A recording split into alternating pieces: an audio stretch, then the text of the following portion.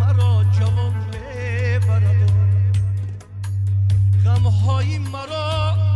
آبی روان میبرد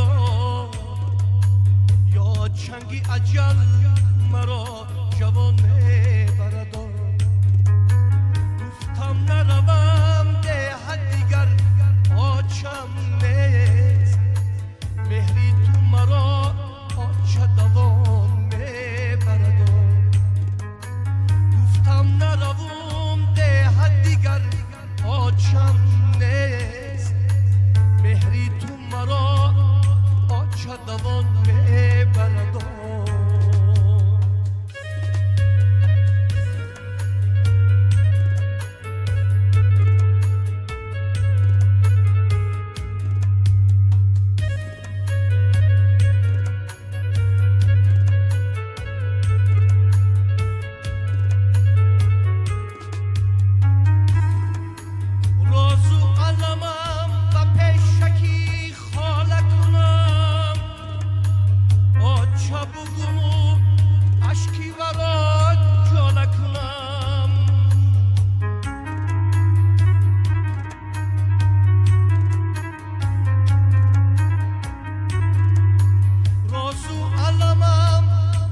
شکی خاله کنم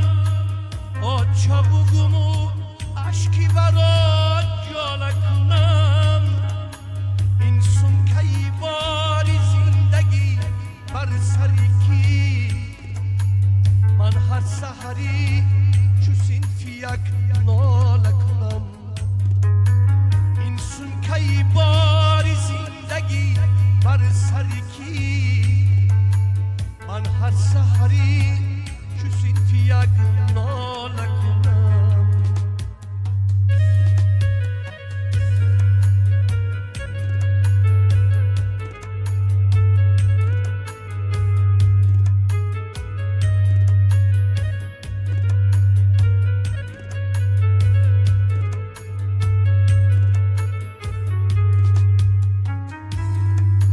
از پیشی مزاری تو رهی کاری من است دو چشمی فتاده دیده ای چاری من است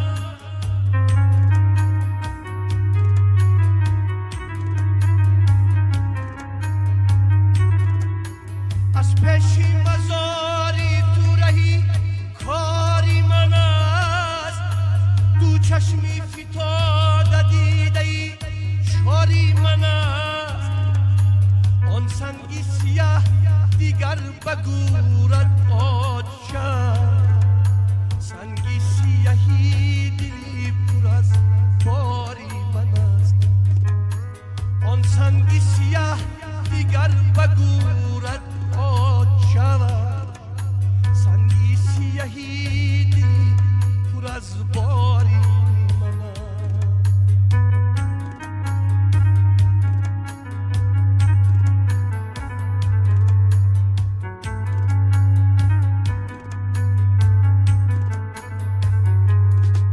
شپیلتا چراغ در برم میسوزد ای آچه جان چشمی ترو میسوزد شپیلتا چراغ در برم میسوزد ای آچه جان چشمی ترو میسوزد نم گشت از آبی دیدم هزو مکاوا چون لخته تر در جیگرم میسوزد نم گشت از آبی دیدم هزو مکاوا چون لخته تر در جیگرم میسوزد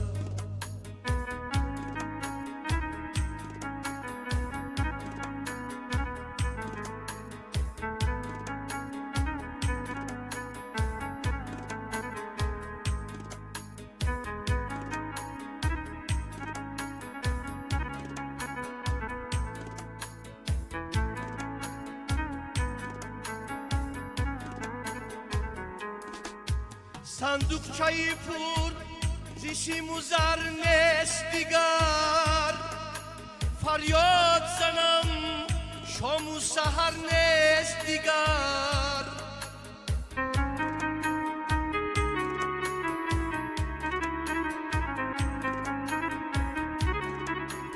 صندوقچه‌ای پر ز سیم و زر نیست دیگر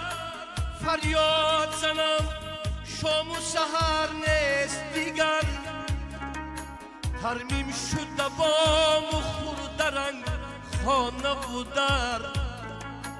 آن آچه زیبی بام و در نیست دیگر ترمیم شده بام و خورده رنگ خانه و در